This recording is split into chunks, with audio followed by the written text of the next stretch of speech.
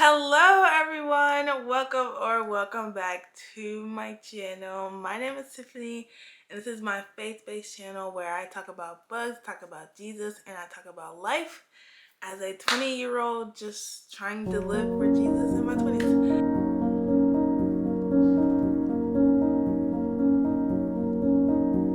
Welcome to my channel if you're new here. Today we are going to be talking about my clean spring Christian reading list. That's like a mouthful. Basically my spring reading list, like what I want to read, everything I want to read this spring. And I kind of separate this into categories, but not the categories that you think. It's kind of like there's a couple of rereads I want to do, and there's some books that I need to finish, and then there's just like my actual spring TBR, if that makes sense. It's a lot of books. It's not a lot of books to me, but I personally, I love having options and I like having many choices and genres to pick from so I can continue to read. Lately, I've been reading way too much on my Kindle Unlimited. I've read like the last 3-4 books I've read have been on Kindle Unlimited, and I literally have all these books. So like, what am I doing? But life has been lifing, but God is good. Give your life to Christ because life is short and you could be off this planet any second, you know. I just want to say that because like I said, life has been life and lost a few people in my life. But like I said, the Lord gives and he takes away and he's so good. And I'm yapping. So let's get into the reading list. Okay, so the first portion of the video are the books I need to finish.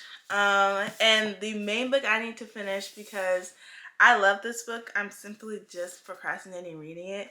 It is Theo of Golden. I keep hearing like literally every one of my favorite booktubers, my Christian booktubers, have been reading this book and has been reading this book and they loved it, and I just need to finish it. I'm literally, let's see. I'm on page 121. All I remember is that the chapter I read before I stopped was so good. I feel like it literally just like put me into like a reading slump. And with the book, I guess. Like the chapter I read was like so good that I'm like, wait, I need to pause and just let that sit in me. Like, but I'm definitely going to be finishing this book before summer gets here. Like, I am going to be finishing this book. If you don't know what Theo Golden is, it's basically about a very sweet old man moving to the city of Golden, and he goes to this coffee shop and sees all these portraits, and he decides that he's going to write letters to all these people who the portraits belong to and buy them for them and just meet them in the, I think it's like the town square or whatever, and the story pretty much goes on from there. I feel like Theo so far in this book, like this has very much potential to be a 5-star, and he is representing what it's like to truly be Christ-like just by doing little things, and how the little things that you do for people can really change their life. And human interactions are so necessary, and it really is lots of opportunities to show Jesus and to live like Jesus. And I think Theo is doing a great job at that. This is not, of course, like a Christian book, and I think there's actually, was there a cuss word? There was like a cuss word or two from like the other characters in the book. But like I said, this is technically, I think it's probably in like the literary fiction genre, but yeah, this is my priority book to finish before summer because this book is too good not to finish. It's too good. And then I have What You Wish For by Catherine Center. And to be fair, I have not read a lot of this book. I just know it's one of those books I need to finish because I'm on like page, 8? Like, like I barely started it. But I put this on this because Catherine Center is one of those authors whose names I keep hearing from the people I watch online, and how she's such a good author and she's a clean author. So I just really want to read a Catherine Center book. It's like I have to, like I need to read a Catherine Center book. So, and I'm pretty sure this one, I think it's about Samantha. She's a school librarian who loves her life. And then we have Duncan, who is the new school principal who lives by the rules. And it says, as the school community spirals into chaos and danger from all corners looms large, Sam and Duncan must find their way to who they really are and what it means to be brave and how to take a chance on love, which is the riskiest move of all. So this sounds like maybe like a character-driven love story. It's giving contemporary romance, which I love, so very excited for this. Then we have Little Woman by Louisa May Alcott. I don't know if I said her name right, but basically I just need to read Little Woman. Like, if you've been actually following my channel, this is on my other reading list I made, and I had like a vlog where I started it and I just never picked it back up again. Maybe because it has like that classic vibe and I'm just like really intimidated by it. But everyone loves this. Like, everyone loves this. Even though this is literally, it says, Little Woman has long been one of the most enduringly beloved classics of children's literature. I'm like, this is children's literature? And I'm acting like this is some bit, like, it's just because it's such a good classic and I really want to like it. And I think I'm putting too much pressure on myself to like it, that I'm like avoiding it. But I need to just read it and see if I like it or not. And I literally never have watched the movie because I always said I wanted to read the book before the movie. So yeah, here's Little Woman, and I need to read Little Woman. And lastly, when it comes to books I need to finish, it is When the Day Comes by Gabrielle Meyer. I'm actually pretty decently into this book. I'm on page 187, and honestly, it's been a little slow. It's been like a little like up and down for me. At some points in the book I've been really interested, and there's some points in the book where I've just kind of like been drifting off. And I think that's where I like keep picking it up and putting it back down. But I really just need to commit to the rest of it because I am really interested to see what happens. This is like a historical, it's a little magical, I guess. And there's a little romance sprinkled in as far as I know. And it's about Libby, and she has to choose between 1774 and 1914, two lives she has. And it's two completely different lives. And when she turns 21, is it 21? I'm pretty sure she has to pick which life she wants to live in. It's like literally every day that when she falls asleep, she's in the other timeline. And then when she falls asleep again, she's in another timeline. It's like day. And it's like, right now, I remember there's like a lot of drama going on in one particular life, but there's also drama going on in the other life as well. And it's just like, I really do wonder what she's gonna choose. So yeah, and everybody loves this book as well. So it's just like another one of those things that like, Tiffany, just finish it. Just finish the book. And then next, very quickly, sorry if my camera angle is changing. Very quickly, I want to talk about the 3 rereads I want to do because I read these books like a while ago on my Kindle, and I never had the book physically in my hand, and I really want to have the book physically in my hand. And then the third book is like a book that I read a long time ago before I even gave my life back to Christ, and I just want to read it again.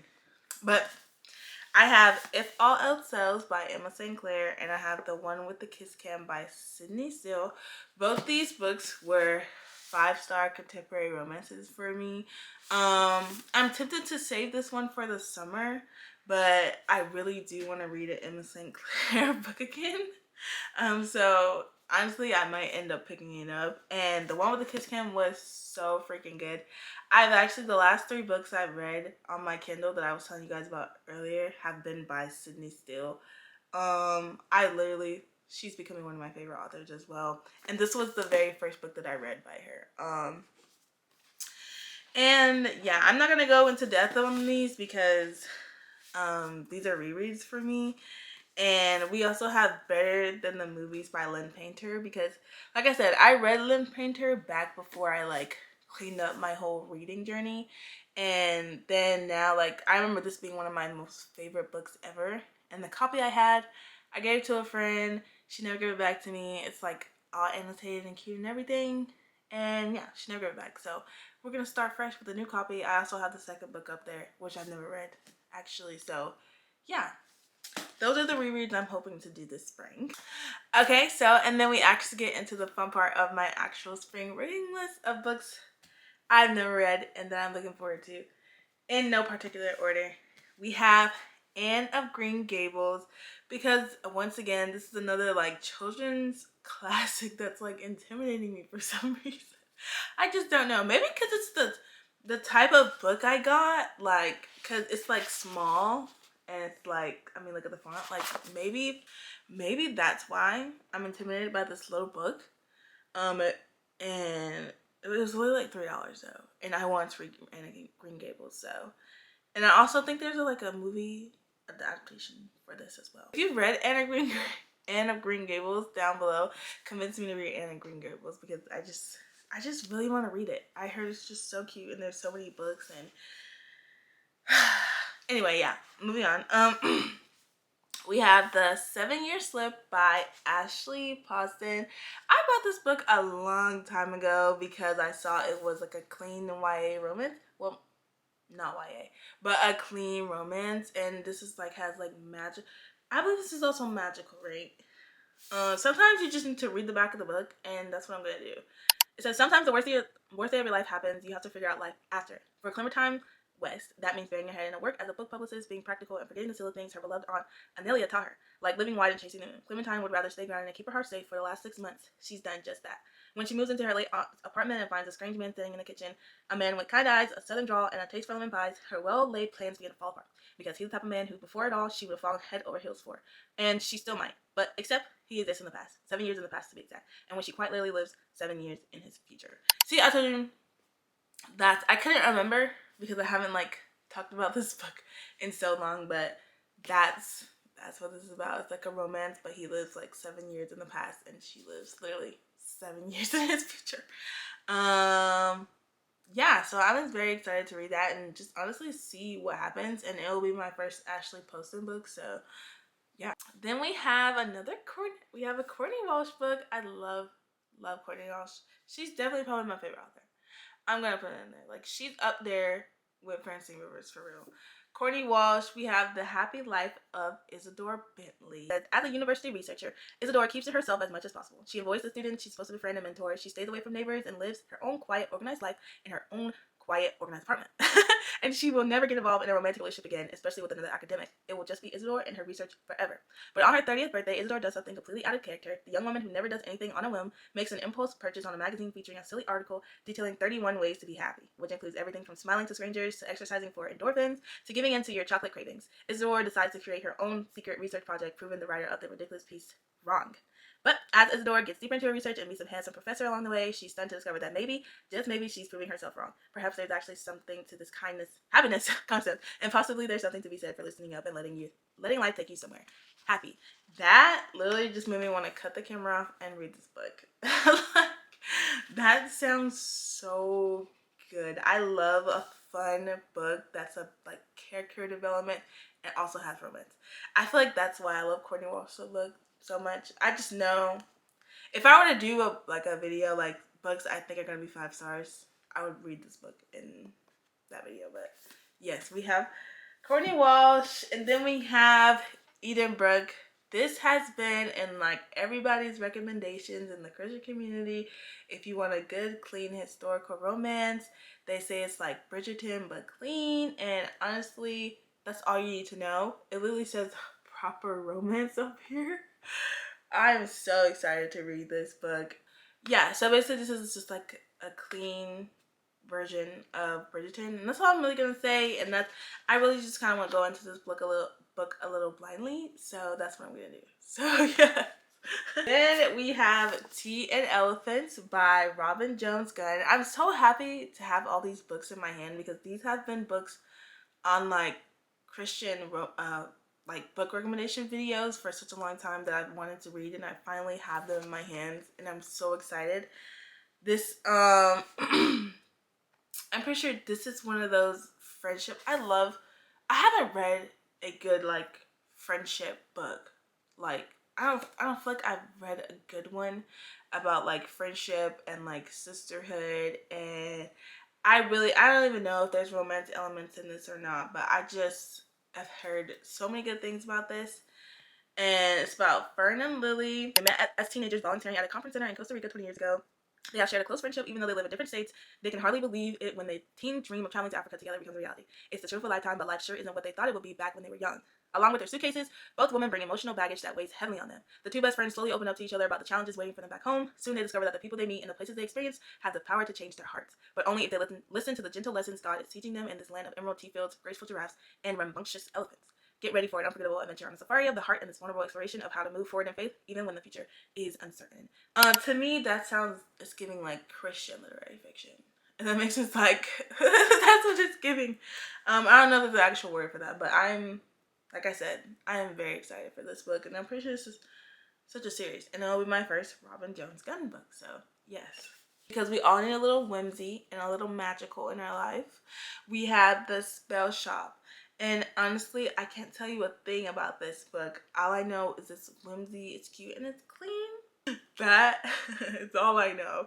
It says it takes a village to open a heart and just one man to steal it. Keela has always had trouble dealing with people. Thankfully, as a librarian at the Great Library of Elysium, she and her assistant Kaz, a magical, sorry if I don't know these words. It's just the way it is. Sentient spider plant have spent the last decades sequestered among the Empire's most precious spellbooks, preserving their magic for the city's elite. When a revolution begins and the library goes up in flames, she and Kaz flee with all the spellbooks they can carry and head to a remote island.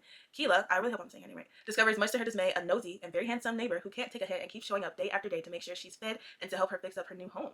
In need of income, Keela identifies something that even the bakery in town doesn't have: jam. With the help of an old recipe book her parents left her and a bit of illegal magic, her cotton garden is soon covered in ripe berries. But magic can do more than make life a little sweeter, so Keela risks the consequences of using unsanctioned spells and opens the island's first ever and much needed secret spell shop. This seems very cute and whimsy, and spring is just that time for me where I feel like you need to be reading something cute and whimsy and magical. You know what I'm saying? Like, low-key, I was tempted to pick up like a cozy mystery book as well, but I haven't purchased any, honestly, but there might be something on Kindle read. But like I said, this spring I really want to focus on reading physical books. Yeah. And last but not least, we have Love and the Silver Lining by Tammy L. Gray. I have Love and a Little White Lie in the background. That is a 5-star read for me. I absolutely loved that book so much.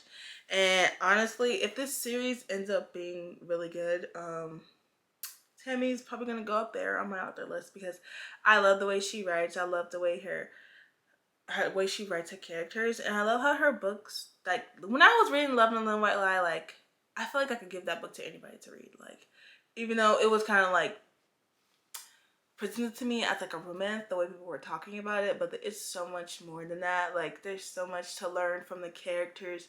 I love characters who we can really relate to and learn from it. I feel like Tammy really wrote characters really well like that, especially in Love and a Little White Lie.